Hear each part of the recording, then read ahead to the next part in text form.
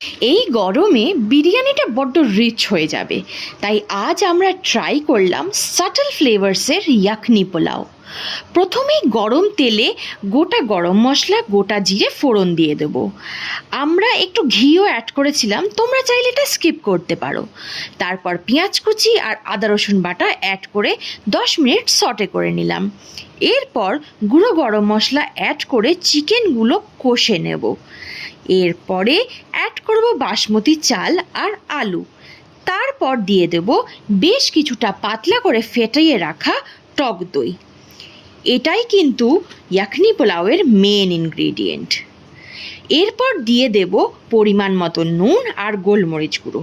নুনটা কিন্তু পরিমাণের চেয়ে একটু বেশি লাগবে, কারণ অনেকগুলো জিনিস একসাথে সেদ্ধ হচ্ছে। এরপর অ্যাড করে দেব চালের দ্বিগুণ জল। আর প্রেশার কুকারে 3টে সিটি দিয়েই হয়ে যাবে জাস্ট লাইক আ ওয়াও ইয়াখনি পোলাও।